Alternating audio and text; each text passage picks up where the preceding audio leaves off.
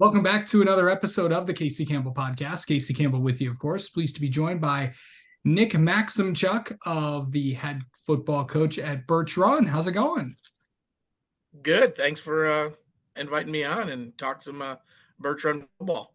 All right. So we are just at time of recording, it's Sunday night. So by the time unless you like to stay up late, you are going to be probably watching this on tomorrow when you guys are on the field having practice. So because it all begins tomorrow.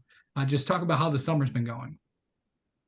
Yeah, we're less than, well, we'll start in the afternoon tomorrow, so we got a little bit more time as some teams will start about, 4 hours from now. But it's exciting to start practice tomorrow. Building off of a really good summer, we had probably the best numbers, I would say, in Birch kind of football. We averaged about 55 in the weight room, and then also in the 50s for the on the field kind of workouts we're allowed to in the summer. So numbers are trending way up. Junior high has really good numbers, and we actually just started a K-1-2 flag football. So football in this town is um, a really exciting time for us. Yeah, for sure. All right, now it's time to talk about your team and the returners that you have, and maybe some things to figure out. So let's start with the quarterback and the skill positions, and we'll go from there. Yeah, we're fortunate enough to have our quarterback back. David Lopez is going to be a senior, and he's matured a lot in his the concept of the offense, having a full year, full off season with it, and he does a lot of great things not only with his arm but also with his legs. So he's one that we'll definitely lean on in the run game, especially since we lost our stud last year with Khalil Brown in the backfield. But we have a great mix of skill guys. We have um, Aiden Tornberg, who had an excellent, I would say, year last year leading up to his injury. He kind of dislocated his kneecap and then ended up tearing his ACL. So he's back and healthy.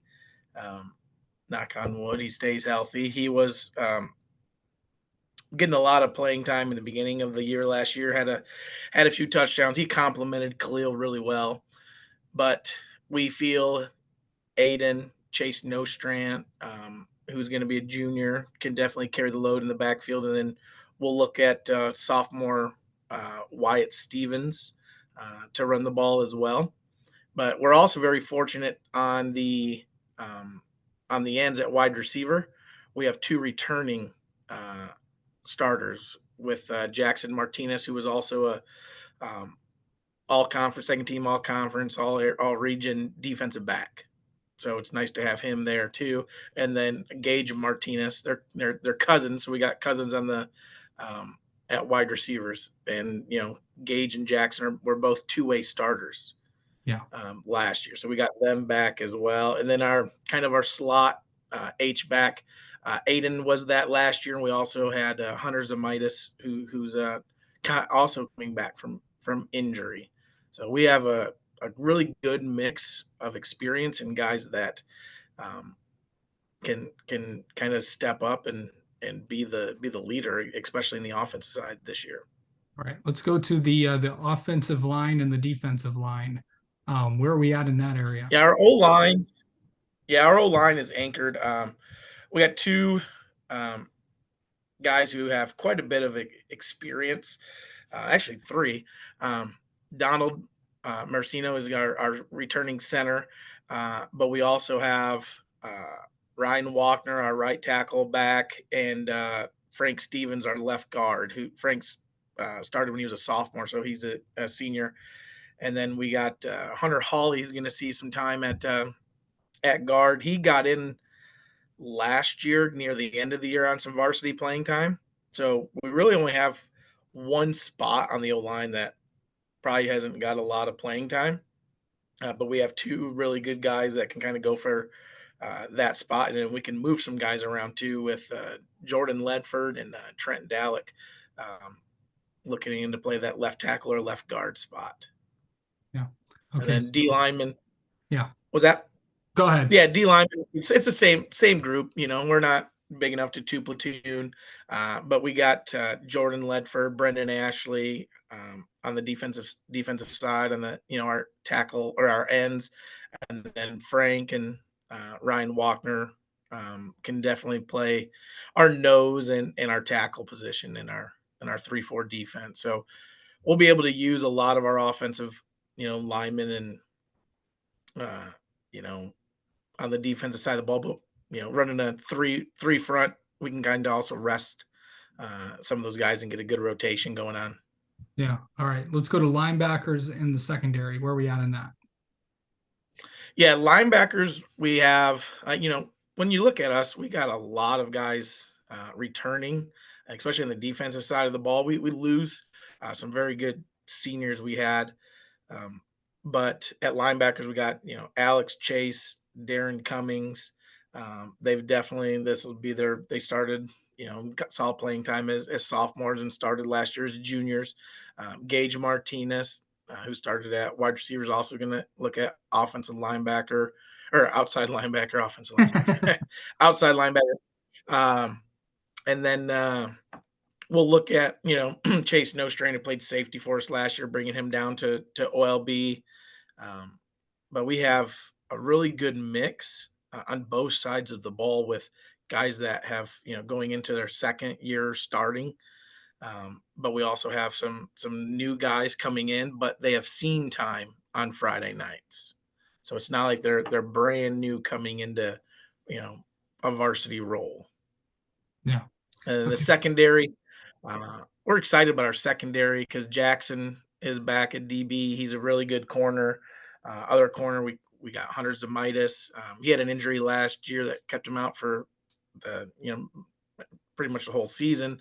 Um, and then we also have Noah Mudge, who's gonna kind of an incoming, be junior, but he would have saw some time last year. He also got injured last year, but we feel moving those three around at corner safety, then adding you know Christian Stebner or moving Chase Nostrand back to DB, we have a really good mix in the secondary. We can move guys around and really utilize all of our talent there. Absolutely. Special teams. Where we at? What's that gonna look? Yeah, special teams. You know, we're strong with that. We got our kicker. We have a girl kicker, Loretta Breggy. She is back. She'll be a junior. So this is, she started kicking her freshman. So we got her back. And then we'll also look at Noah and Christian Stebner um, being able to handle some kicking duties um, as well. And Stebner he's a really good punter. So we're fortunate to have that back. Now we just got to find someone to long snap right now. Okay. All right. Well, we've talked about all the players. Now let's talk about the schedule. Um, you guys are I'm just looking at it right now, and you guys are on the road quite a bit to start the year. Yeah, yeah, first three games actually. You're at I'll just run yeah. through. We're road warriors. Yeah.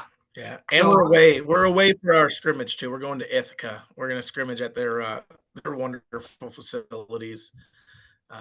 So we won't be home for varsity till week 4, right. um, which is a very special matchup in itself. Not only is it our first home game of the year, but it is versus Frankenmuth. Yep. So we're excited. We're hoping to go, 1-0 every week. But kids know the schedule. Kids look ahead. They're excited to play, teams on our schedule and where they're at. Who they have for homecoming and things like that. But being on the road back to back to back, um, will test us. Yep. We're definitely going to see what team we are this year. Losing a key offensive piece with Khalil last year, he pretty much accounted for about 80% of our offense. So not having him, we're definitely gonna um, see who's gonna step up, and we got a lot of guys in our mind that can step up and take over that role. So we're excited to see who's going to do it. Um, but the first 3 games, it'll be interesting to see where we are going into our first home game. And we want to be, obviously 3-0, but just win every week, and that'll take care of it. It'll take care of itself. Yeah. Okay, so I know we just talked about. I'll just run through it really quick. August 24th, you'll be home. You'll be at Carrollton. August 31st at Bridgeport. September 8th at Alma. September 15th, home against Frankenmuth. September 22nd, home against Bay City John Glenn. September 29th at Freeland. October 6th at Essexville Garber. October 13th, home against Saginaw Swan Valley. And October 20th, home against Millington. And so now I know where the focus is on this year, but next year, you're going to be playing some new teams. Yeah, next year switching conferences, we'll be in the MMAC. So we'll actually only one that we'll know for sure on our schedule next year is week 9 in Millington, because our contract with Carleton is up after this year. So we'll have to find a new week 1, and then we'll be interested to see where we're put in that league schedule for the new conference. So, but we'll see, New Lothrop, Montrose, Duran, Ovid, LC, you know, Chestnut. So it'll be fun to scout new teams and see what they run, and it'll just be a new adventure for everybody in at Birch. Yeah, for sure. All right, but before we can do that, let's talk about this season getting through. This is a pretty good schedule, a lot of tough teams. What do you want to see out of this team in these next few weeks as practice starts tomorrow at time of recording? Yeah, yeah, we hear all the time, if you win the TVC, you got a good shot at winning the state championship. And you see that with Frankenmuth, and you can go back to Swan Valley when they went down to Ford Field. Yep. We got a lot of great teams in this conference, top to bottom. We're going to see excitement. Bridgeport's got a new coach, so they'll have excitement, and we got a lot of talented teams on our schedule, especially with Frankenmuth, Freeland, Yep. Swan Valley, Garber. Every week is a gauntlet in the TVC. Um, but as we look at the schedule, it can be cliche, go 1-0, but having it as the last year in the TVC will probably add some extra motivation to kind of both teams. Uh, you know, when we play, Bridgeport, our first conference game, who knows when we'll play them again. Yeah. So we definitely want to leave on a high note. Same with, every other TVC team. Yeah, absolutely. Yeah, and just as you play all these games now, obviously I know the seniors won't, because it's they're kind of their last hurrah as well. But will it go through? It's like in your head as a coach, it's like I've made a lot of relationships with these guys and all that stuff. And is it going to be? There is a time, and that all good things must come to an end. What's it like to just play all these teams? And I know you've probably made friends with coaches over the years. And what's it going to be like to play them for what could be the final? Yeah. Yeah. For me, this is going into my 3rd season here. Yeah. That, I know the coaches really well. I talked to quite a few of them through text randomly throughout the school year. It's not just like we're competitors on the field. We're kind of helping each other out best way we can throughout the seasons, and you know having that kind of coaching bond with one another, the kind of friendship. Um, but as we go into from the TVC to the MMAC, I know Coach Galvis at New Lothrop really well. I'm a New Lothrop grad, um, so it's kind of interesting to go back to that conference. I know Coach Reinhardt at Montrose really well. Um, the athletic director at Duran was my head football coach at New Lothrop. So as I leave one to the other, I think we got good relationships already built. Um, But I think how everybody's connected these days with email, text, huddle. I'll still be in contact with quite a few of these TVC coaches, going forward.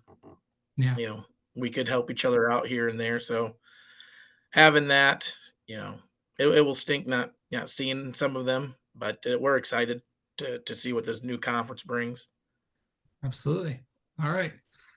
Well, Nick, thank you so much for coming on and talking with us, and best of luck to you guys this season. Appreciate it. Thanks for having me.